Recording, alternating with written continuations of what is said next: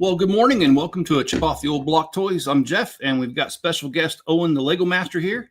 If you guys have not seen his channel, please go check it out. I do have a link in the description. He does mostly castle mock building, but he does other things as well.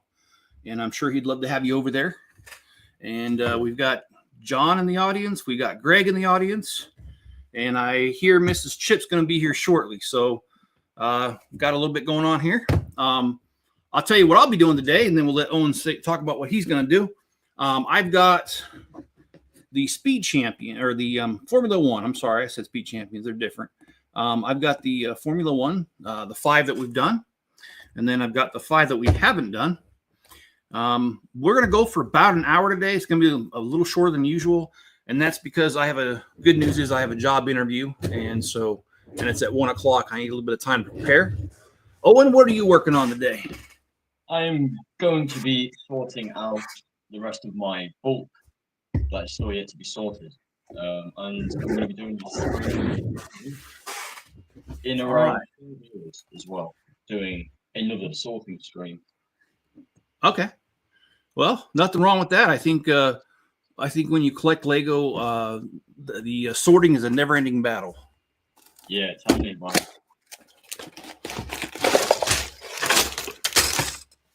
All right, so the first one I'm going to work on is the Kick Sauber Formula One Team C44. It's the green car. This one here, I don't know anything about it other than that, but I'm going to go ahead and get started building it. Yeah, that's a pretty cool set you got there, actually. I don't own it, but I have seen it in the Lego store. Okay. Yeah, it's I like these sets mainly because the detail and the fact that they're fairly inexpensive. I mean, they're only, 20. Well, when they first started out doing these cars, they were only 20, but I think now they're 25 to 30, but still they're inexpensive. Yeah, I mean, a lot of them here in the UK is in the £22 range.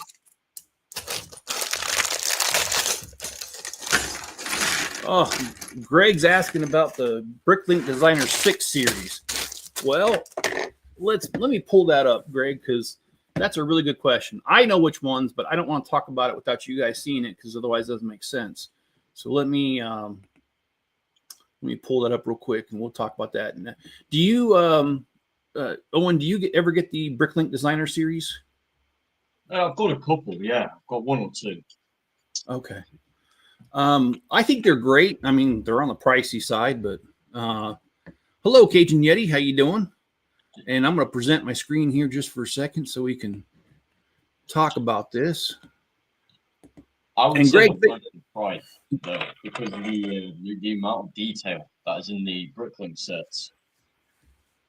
Oh, I agree with you. The amount of detail is definitely the bonus, because, I mean, I'm not trying to say anything negative about Lego, but some of their sets, like their police stations and fire stations, they throw a couple panels up and they call it a building. These are, like you said, they're very intricate, and I love it. And yeah. So this one, the off-road adventure, I think that's going to be super cool, because I have a little bit of a camping area in mind. Not to reveal too much, but for the longest time, I have to find a way to hide my riding lawnmower in my shop. And so I was going to build a huge mountain, and so I could park my lawnmower underneath it and you never see it. And that's what I was going to do, is put a little camping area. So this right here, this off-road adventure, is just perfect for that. And actually, for this series, I plan on getting all of them. The Art Factory looks good. I'm glad they give you a chance to open it up and to also close it so it has a back. The Gold Mine Expedition. Well, I wished I would have known about that before I started my gold mine, but maybe there's a way to incorporate it. I'll find a way. Trust me. Here you go. Have you seen this one, Owen? The Outlaw Forest Den. Oh yes, yes, I have actually. Yeah, it's pretty cool. Very detailed. Yeah, I like that, man. As well, which I like. Yeah, it looks like it comes with quite a few figures there. How many do I see? 1, 2, 3, 4, 5, 6, 7, 8, 9, 10. Looks like 11. I could be wrong. Could be an extra hidden one in there. I mean, that's pretty decent for $230. Oh yeah, yeah. I definitely see $230 worth of stuff there. And Greg said something about the Sequoia Tree Trail. Well, this one, I don't care if I got to skip 10 meals to get this one. I'll do it because I grew up in California where the Sequoia National Forest is, and I've seen the sequoias up front, in right in front of me, and they are beautiful. And so that has a lot of nostalgia for me, and also that could also work in the camping scene, the mountain scene that I'm doing too. So I just can't believe 31 days until we can order these, man. It's not that long. Let's see. Greg says he's saving up for the Redwood Trail. Okay. And that's cool. Happy Friday. Hope you're having a great stream today, says Fromania. Thank you. Kind of a piece of side trivia, because speaking of sequoias and redwoods and all that stuff, you guys know that they shot Return of the Jedi, the Ewok scenes. They did that in California, only about an hour from where I used to live, and I was living there at the time. And what was really funny was that they told Chewbacca, the guy who played Chewbacca, that he wasn't allowed to go very far because they were afraid he would get shot because he would be mistaken for Bigfoot. Huh. So I'll stop sharing here, but those are the sets that are coming available in 30 days and 21 hours. How's that? Wow. I like these, man. The funniest thing I've ever heard somebody say. Well, I'm sorry, I didn't catch that. Referring to the Bigfoot situation. Oh, yes. I think it was George Lucas in one of his interviews. He also mentioned that. So it's just I don't know though. I could see it though, because California was different back in the 90s. It wasn't the same environment that it was today, and I could definitely see that. And so, yeah, I'm gonna try to get 2 cars done today, but I can't commit to that because I really at noon I gotta go. I gotta get ready for this job, so interview, and I'm real excited for it because they're. I don't want to say too much about the job, but basically, it's a company that sells products, and they want me to handle their online sales, much like what I do with my own Bricklink store. And the thing is, like, they say their computer, the system they're using, they say they're really disappointed with. It's slow, it's whatever. Well, that's right up my alley, because when I worked for the hospital, I was in IT, and building and maintaining databases was one of my major job functions. So I will definitely be able to help them out with that. So excited about the possibility. Plus the fact, no commute. I can just, it's literally 1.5 miles from my house. So I'm I don't know how far that is. Would that be about 2 kilometers? 2.5? I'm not really sure. But you Owen, you live in Great Britain, England. Yeah. Now, do you live in the countryside? Do you live in a city? Like, what's it like there? And I'm just asking out of curiosity.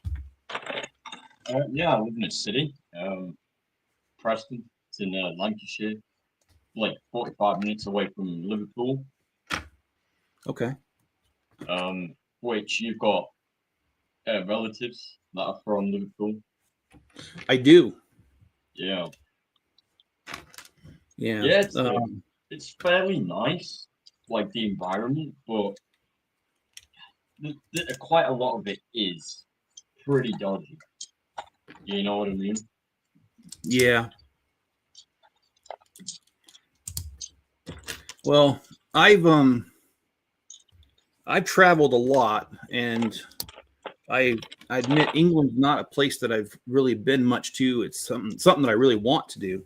Yeah. I got to well, I don't really consider this visiting England. I had a layover once at Heathrow, but no, I that was it. That's the only time I've been to England. Just there at the airport.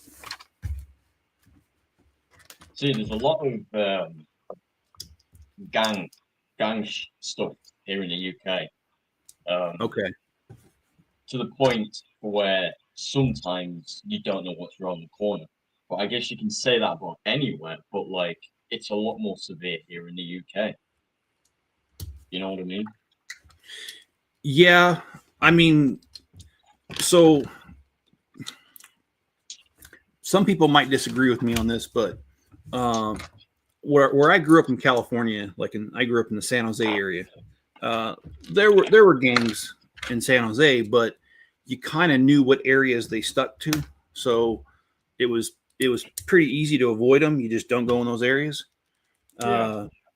And now that I live where I live, I think there's more grasshoppers than there are people here. So there's nothing really going on here at all. And it's really peaceful. But I can't imagine what that would be like to live in an area where, like you said, you just don't know. You just need to know where to be. You know, you just need to be in the right places at the right time. Yeah, I can see that. The only difference is, compared to us to America, we don't have guns. Yeah, that's yeah. Well, YouTube doesn't like us talking about it, but guns. But I definitely understand that because where I live, I've got a few, and I know my neighbors on either side of me do too. We've talked about it. It's a very open subject. Like we just don't really care about it. We all know we have them, and but we're all friendly with each other. That's the thing. Like that's one of my pet peeves about people when they talk about guns is that they say stupid things like, "Oh, they're dangerous." Well, they're only dangerous if they're pointed at you. They're not inherently dangerous all by themselves. See, it's not the gun that's dangerous; it's the person behind it. Yes, and that's yeah. I mean, if I put a shotgun on the chair there on the porch, it'd probably be the laziest shotgun all day because it wouldn't hurt anybody. Yeah, because it's not. Yeah, it's the person definitely. But we better quit talking about that subject because YouTube likes to throw people. They like to end streams for people to talk about that kind of stuff. It's actually happened to my good friend Steve. All right. Okay, no problem. Oh, that's crazy nuts in here. Got to go the stream, everybody. Have a good day. Oh, thanks, Yeti. I appreciate that. And Yeti, I'll definitely let you know how it goes. This has actually been a really good week, job search wise, because I put in for a different job at a construction company. It would be accounting, which I do have an accounting degree. And that place, they called me, I want to say it was Tuesday, and they did a phone interview, and they told me that they'll get back to me by Monday if they want to do a further interview. So I had that on Tuesday, and then yesterday, guy called me up and said, "Hey, can you do the interview today?" And there was no way I could do it yesterday. So I was like, no. I'm like, but I can do it tomorrow. And he's like, okay, well, so anyway, I've got the interview today at 1, and either job I'd be happy with. So yeah. Oh, hey, Super Doom King. Sorry, I cannot speak today. How you doing? It's Chip and Owen today. And if you guys, I don't really care what you guys call me except for late for dinner. I go by either Chip or Jeff. Either one doesn't bother me.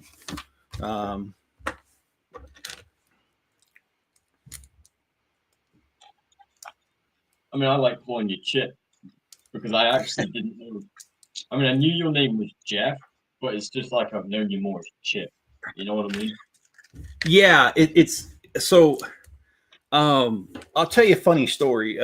I'm used to being called Chip now, but when I first started going by Chip, I wasn't used to it.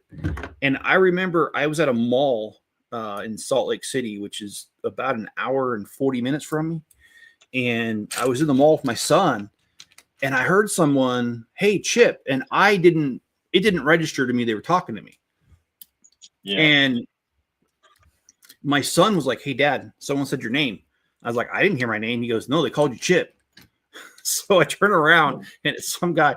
I didn't know the guy, and he was real nice though. I mean, he just wanted to talk and thought it was cool what I was doing and stuff. So we had a good conversation, and then a couple months later, my son and I went to Brick Slopes, which is a big show in the Salt Lake area, and that same guy was at the Brick Slopes, and he was like, "Oh, hey, remember I talked to you at the mall?" And at the time when I first talked to him, I didn't remember, and I felt really bad. I was like, "No, I honestly don't remember talking to you." And he's like, "Oh, that's okay." And then I thought about it for a minute after he left, and I'm like, "Oh yeah, that is the guy at the mall." And I did meet up with him later, and we had lunch with him and stuff. But yeah, it's kind of weird because I mean, like, hasn't happened a whole lot. It's probably only happened 3 or 4 times in the few years that I've been doing YouTube, but it is always weird to get recognized while I'm just out doing something like grocery shopping or something. Yeah. Do you know what a good thing is about myself is I stream at 11 p.m. UK time, obviously, so I can get American audience. Yeah. And the good thing about that is people won't be able to recognize me and where I live because 90% of my audience is from the US and Australia. Okay. So I won't be getting anybody from the UK recognizing me, which in my eyes is a good thing because I get major, severe social anxiety. I totally understand. You can verify with Mrs. Chip that before doing YouTube, I just kept to myself. I didn't really like talking to a whole lot of people, but it's something that through doing YouTube, it's kind of like second nature now. I can pretty much talk to anybody. But It's giving you a soft spot. yeah. How is Enzo? Enzo is awesome. That's what he is. Enzo was hanging out with me last night. I spent some time out in the shop yesterday, and I was working on the mountain a little bit, and the mine, and a little bit of the beach, and I got 4 of the 6 wind turbines rebuilt, and they're working, functioning. They've got LED lights to them now, and yeah. And Enzo, he was out there the whole time. He is kind of funny though, because he's got that. He's supposed to be a cold weather dog, so he goes through a lot of water when we're out in the shop. And yesterday, we were only out there, I want to say like 3 hours, and he went through a whole entire gallon of water. Poor dog. But I mean, he's got plenty of water in the house, but when we're out in that shop, it's pretty warm for him. So, Greg says he's sending dogs drank a gallon of water. Yeah, he did ask to go outside to use the restroom after that. So, yeah, definitely. I'll imagine so. Yeah, I mean, come here, Enzo. Come on, come here. Come here.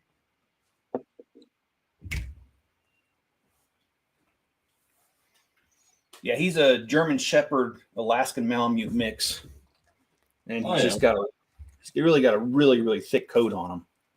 Yeah, which I'm so glad I don't live somewhere like Texas. I think he would die out there. I used to have a German Shepherd called Samson, as in the phone brand. Okay. He was a very like a protective dog. If you get what I mean. Yes. Like, if somebody was to knock on the door, you would think he would be ready to eat them. It's how severe it was. You know something? Enzo wasn't like that when I first got him, because he was a rescue, and unfortunately, he was not. How do I say this? Because I don't want to get in trouble with YouTube. He was mistreated, and you could tell that he was scared of humans when I first got him. And I've had him for 3.5 years though now, and he's not scared of me at all. And in fact, I got into a situation where I was in my shop and I opened the door, and there's no windows to see on the outside of the shop. Yeah. And so I just opened the door to go to my house, and I live on some land, so it's not like my closest neighbor's very close. So I don't normally worry about just stepping out, but I did. And there was a dog, actually there was 3 dogs that were right there, and one of them tried attacking me. And Enzo got in between me and him real quick. And it wasn't, God, it happened so fast. He injured the other dog, and the other 2 went running away. So they are very protective, that breed. Yeah. I mean, in some senses, it's a good thing, and in a lot of senses, it's a bad thing. Yeah, there's good and bad in that. Yes. Yeah. Overall, though, go ahead. Samsung, whenever there was an argument, he used to get in between the argument to try and split it up, because he could see that, say, 2 humans were fighting and arguing, and he tried to split it up, which in a sense is a good thing. Yeah. But it's a bad thing depending on what type of human is arguing. That's true. Yeah. Enzo, yeah, I would be afraid, like, if he ever, I guess, went like full beast mode, I would be afraid for whoever he decided to lock onto, because he's a big boy. Anyway, I really enjoy having him. I do nickname, he's a German Shepherd, but Mrs. Chip and I joke and we call him a German Shedder. He sheds a lot.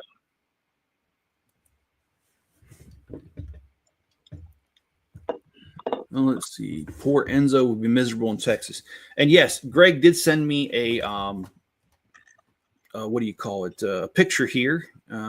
He sent me a picture of. I will try to get it on screen here. It's of Cars. It's like a speed champion of the movie Cars, Lightning McQueen. Spencer doesn't really collect Legos, but I can tell you he'll probably buy that one. Tell you what I can do, if you're willing to show it on screen. I can send you a picture of my castle. Oh, sure. Actually, I think if you go on, I don't know if are you talking to us on your phone? I've got 2 phones, so it's pretty useful. Okay. Well, there's a button there at the bottom. It's like a screen with a plus sign in the middle of it. And if you're connected to that device, you can put it on. You can present, which means show your screen. Oh no, because this phone is not using StreamYard. Oh, okay. I could just show the image. Yeah, you can if you want to show it. Yeah, and if you can't show it, if you send it to me in Messenger or which you sent me those stuff in, I can present it on my screen. Yeah, sure. I'll send it in now. There we go.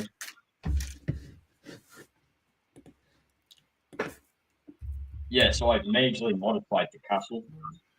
I've even started changing the interior as well, because it wasn't very detailed. So I've kind of upgraded it. All right. Let's see what we got here.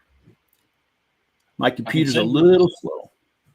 Yeah, I can send you a picture of the original as well if you'd like. Sure, I'd love that. And All right. What happened? I had it up and then there it goes. Okay. Here, this is what Owen is working on here. I'll share my screen here.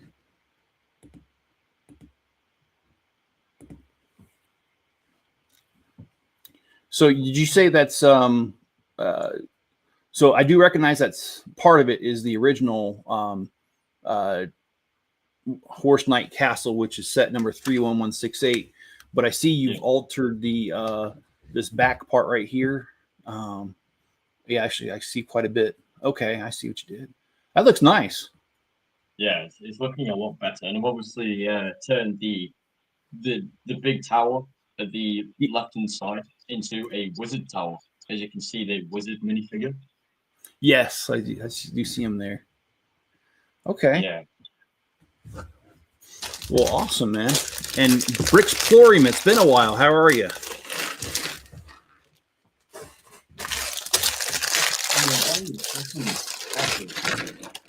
So then I can make a blacksmith using the back building.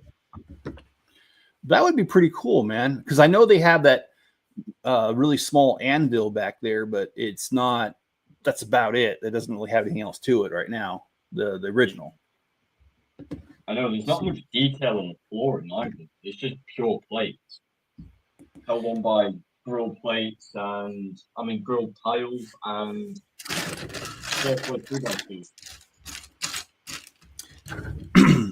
Yeah, and I will tell you too that I saw on Rebrickable there's instructions you can buy using 2 of those castles, and I planned on buying that, and I'm going to put it together because I have 3 copies of that set.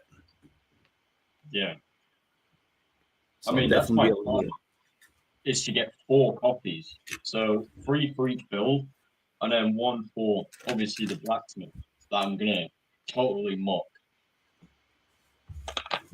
Yeah. Out of the pieces.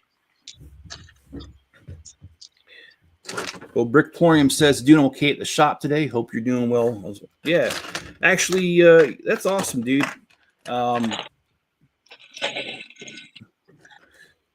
So Bricklink, if I remember right, you work at Brickmania, which for those who don't know about Brickmania is the they do the Lego like World War II sets, which I'm a fan of them because they like to order off my Bricklink store. So they've only ordered a few times, just a few. But no, actually, they were ordering for me before I ever met Bricklink. So it's not like anything that we arranged. It was just kind of organic. I mean, he showed up in my stream one day. We started talking and realized that, his company and my company has done business. So it was kind of cool. What do you sell on Bricklink? Like pieces? I do. So mainly what I do, because I don't like used pieces because people complain about the quality and it takes a lot of time to make sure nothing's cracked or so I only do new. And typically what I do is I'll go to Costco, Walmart, I'll surf the internet, see if I can find a deal, and wherever I can find a decent price, I try to get as many as I can. And this last time I got 100 of one set, 38 of another, and 50 of another. So I got 3 different sets the last time I bought. And the good news is the way I do it is I save my money, so I have cash, and then I buy a huge lot. And then I only need to do that maybe 2 or 3 times a year. Yeah. And I have enough inventory for the whole year. So that's one of my main goals to do once this tray is finished, is to do some inventory. Okay. But the issue is, if I end up buying any more bulk in the near future, how am I going to add that to the inventory? It's a pain. I guess what I could do is empty the previous drawers into bags. once they're all obviously on the system, and then replace those pieces that were in the drawer with the bulk pieces, and then literally just copying what I'm doing right now. But that would take probably a couple of years because I've been sorting my collection for a good 2.5, 3 years now. It does. And the other problem too is that, for me at least, you're probably running the same thing. Your storage system will evolve over time, because I remember there was a time where my collection was smaller, and so I would keep the same type of piece in many different colors in the same bin, and then my collection grew, and that wouldn't work anymore. So I had to divide it further by color. And so it's like it's totally changed. And then I've got large drawers for some of my bigger pieces, and then I've got real tiny drawers for like the minifigures, what they put their hands, anything that fits in a minifigure's hands. Those are really tiny drawers. So See, like, I sort by the type of piece as well as, basically by the piece. But obviously, as you can see here, I've got a lot of jumper plates. So yeah, I've got like 2x2s, 1x4s, 1x2s. okay, all in different colors, right? yeah, And like with my tiles, I'm doing from 1x3 to 1x8. So I'm kind of sorting in that sense with all the pieces. The only things that are obviously by themselves is the 2x2 plates, the 2x3 plates, the 2x4 plates, the 2x6s, the 1x2s, the angled plates like this. yes, I keep them by themselves with these ones and that. okay, So the only difference is it's just a little bit more upscale. yeah. I mean, I should really do a room tour on my channel. Yeah, actually, I used to do a Lego tour once a month on my channel, but I don't do that anymore. Yeah, my only issue is I've got to buy a load more drawers because my floor is currently flooded in containers full of Lego Okay, because there's nowhere else for them to go. You know what I mean? yeah, But obviously, the containers that I buy is a unit of 8 drawers, which costs £30 per unit.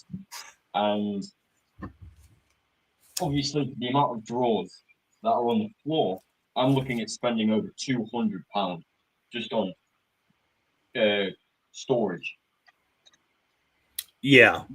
Well, it's easy to lose money on storage. I used I started using what's called stacked on brand drawers, but they got bought out by another company, and that new company decided that they didn't want to make the drawers anymore because they made other things. And so halfway through having my storage, I couldn't buy those drawers anymore. And so I switched to Akro-Mils, which anybody who's heard of them knows how expensive those are, but that's what I use now. And I mean, found you want these as well, right? What's that? You want these kind of drawers as well, right? No, I don't do those kind of drawers. When I was talking the other day, those the ones behind you, those black ones there, the large, and the one that you have on the table right there. Yeah. Those are made by Sterilite here in the U.S. Well, one of the companies. There's more than one option, but and those are the ones I use for like my 2x2 bricks and some of the larger stuff. So I mean, 2x2 bricks is currently filling a container Yeah. because I've got a good couple of those, probably around 400 2x2s. Yeah. So do you shop on Bricklink much? It's more the Lego pad wall. Okay. Obviously, because with Bricklink, I don't know what I'm going to receive. You know what I mean?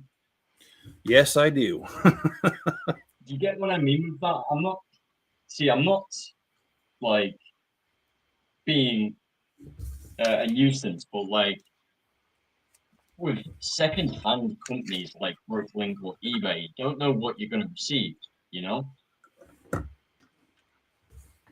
Yeah, actually, I've told the story before on the channel, but that right there was the very reason that I started my Bricklink store back in 2008, because we were living in Germany because my wife's in the military, and I didn't. It's hard for an American to find a job in Germany, and so anyway, I was there and I was trying to get a job and I couldn't, and so I was like, okay, well, while I'm looking for a job, let me see what I can do, and I started breaking out my Lego sets and I started putting them together, which they had not been put together for years, and I realized I was missing parts, so I started ordering those parts to to complete my sets. And when I went on Bricklink, I got like 12 orders in 1 month. And believe it or not, 10 of the 12 had something wrong with them. Wrong color, broken, you name it. And that really frustrated me. And I got to thinking, though, wait a minute. If I start a Bricklink store and I run it professionally, I can make a lot of money because I'm going to stand out. Because Yeah, I'll so be your pieces are going to be obviously okay. yeah. So I did that. I opened my store in 2008, and I've been running it ever since. And I mean, almost on 20 years, and it has more than helped me. I mean, I've been in that time period. I've been laid off 2 times of jobs, and whenever I'm laid off, I don't really have to worry about it because I know that Bricklink can fill in for a while, and I'm just not underneath the same pressure I would be if I didn't have that backup. Yeah. And I'm very happy to tell you, I'm very proud of this fact, and that is, I only have 2 negatives, 2 negative feedbacks from selling in all those years. And you just can't satisfy everybody, so you're going to have a negative once in a while, but only 2 in all that time. That's pretty dang good. I mean, I have ordered from Bricklink a couple of times, but most of my pieces are from eBay, bulk lots, right? Yeah. Because it's cheap. There's nothing severely terrible that's going to happen from losing 10 to 12 pounds per kilogram. But there was this guy I found on eBay where he's got a business throughout the UK where he obviously delivers Lego, and he's opened an eBay account to sell the bulk that he has, right? Or that he Okay. buys. And I started buying 10 kilogram lots from him. And actually, even now, he's a good friend of mine. Like, I talked to him on Facebook Messenger, and he started selling bigger lots, but privately, you know what I mean? Like to myself. Yeah. When I need it.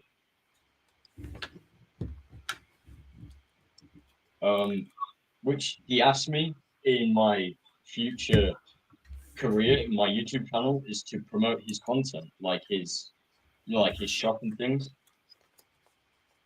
Yeah. Well, that sounds pretty cool, and I'm glad you have an arrangement like that. I had a similar arrangement with a guy for a while, but he ended up stopping it because he used to get returns from Walmart, and when Walmart gets Lego back, they don't like dealing with it. And so they will not verify anything. They will just stick it on a pallet and call it good. And then people like my friend used to come by and buy a whole entire truckload, which is like 18 pallets or something like that. And he used to get Lego for real cheap. And he used to do bulk lots. He did a lot of things. Anyway, he did it for a couple years, and then Walmart changed it where you couldn't specify what you wanted anymore. So you couldn't say, I want, this many pallet of Lego. You just had to buy blind pallets of returns. And my friend didn't want to do that. So anyway, he stopped doing Walmart returns, which of course made it so where I can't get them anymore. So anyway. Yeah. Let's see. Rummage sales and thrift shops have been some good. Yeah, garage sales for me have been a real big source of Lego, because people just don't know, and they'll be like, "Oh yeah, I'll sell you this whole box for $20," and it's like, yeah, it's worth like $2,000, but I'll take it for 20. See, I've had that a couple of times on eBay where it's been a scam, right? I've won a couple of auctions, and I'm still waiting a month later. So I have to cancel the order through eBay, and then I have to wait a good 2 weeks to get a refund. Yeah. Of eBay themselves, right? But the issue is a lot of the people I buy from, if it's not the person that I usually buy from, like my friend, they're US sellers, so it's going to take a long time to ship out. Obviously, shipping out of the US to the UK isn't cheap. No. Like you're looking at over $200. Ouch. And there's another YouTuber, right, that I was going to buy some bulk of, and he wanted extra on top of that $200 odd for his bundle that he was giving me. I mean, it was only 9 kilograms, right? Okay. And I thought about it one night, and I'm like, do I really want to pay this much? And I ended up just cutting it off and saying no, because obviously the price, and I knew from the guy that I usually buy off, I could get a lot more Lego with that money for a lot cheaper price. You know what I mean? Yeah. But I tell you, this YouTuber wasn't very happy about the decision. Well, that's just the thing, though. You got to watch out for yourself, man. I mean, there's a lot of people that want to sell you stuff for as much as they can get out of it, but it's like when you have options, you're not going to sit there and go with the highest bidder. It just doesn't make any sense to go with the highest bidder. No, absolutely not. I mean, he's got me blocked on his channel. Like, he severely just took it to a different level. Oh, dang. Yeah, this guy's just took it to a different level. Like, he's taken me off his channel. I mean, he was helping me promote my channel at one time, and he stopped doing that. Obviously, he's blocked me on all social media. He's blocked me off his YouTube channel. And he just talks shit behind my back. And I'm like, damn. You know what I mean? I do. Unfortunately, I've got a guy. I'm not going to mention him by name or anything like you didn't. But there's a YouTuber out there that I used to be friends with. I used to be on his screen. We never had a falling out. Nothing. No words were exchanged or anything. He just started being rude to me one day, and I tried to figure it out and try to see if hey, maybe did I say something that offended him? I didn't realize it. Like, what's the deal?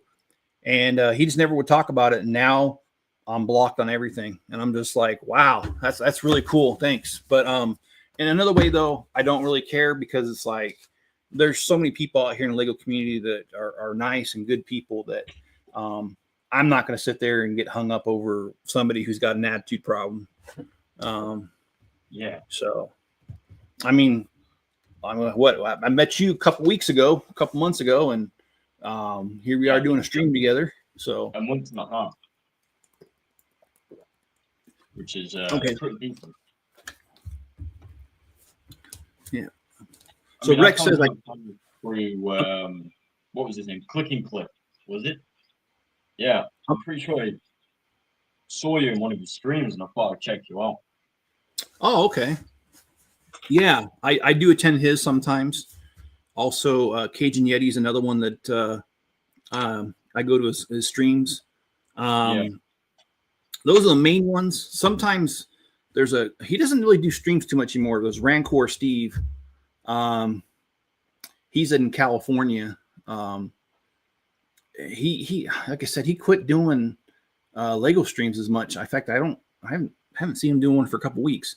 But yeah, I mean, I've got different people that I just kind of go on their streams and hang out for a little bit, and whether it's in the audience or on screen doesn't matter to me. So, but I mean, going back to the conversation about people falling out with us. Personally, I don't care if they fall out with me because there's always other people I can go to. You know what I mean? Who I won't get talked to for how this person has talked to me. You know what I mean? Yeah. And I'm much the same way. It'll get sorted out by itself. And if that sorting out looks like I don't talk to them anymore, that's fine too. That's just the way it goes. But I really hate to cut this short, guys, but I do got to get ready for my job interview, and I don't have enough time to finish another speed champ or Formula One. I keep wanting to call them speed champions. But Owen, I would love to do this again. And Owen and I have talked about me streaming with him on his channel. So be looking out for that as well. Yeah, that would be great. Obviously, we'd have to schedule a date and things. And obviously, I rebooted my channel a couple of times, so I kind of just want to build up those streams again. Okay. Well, yeah, get a hold of me through Messenger. If you do your afternoon streams, afternoon my time, you were doing those for a while. If you are still doing those, let me know, and we'll arrange something and see what we can do. Late evening sorting with Owen the Lego Master. Yeah. Well, hey, I got plenty of sorting to do, so I could definitely join that party. It is fairly late, but I'd be sure to, obviously, for a special occasion, like obviously you co-hosting one of my streams, I could cut the time a little bit, like earlier in the day, because I stream 11 p.m., which is like 5 p.m. Central. Oh, well, that would definitely work because I tend to stay up very late my time. So yeah, we'll get together and we'll iron out some details here. But everyone else, I just want to say thank you. Thanks for being here. As stated earlier, there is a link to Owen's Owen the Lego Master Owen the Lego Master, his channel. It's in the description. Link directly to his channel. If you would, please check him out and watch a couple videos, watch a couple streams, see what he's all about. And Owen, thanks for taking time with me. I appreciate it. No worries. It's been great. We'll catch you guys. Catch you guys later.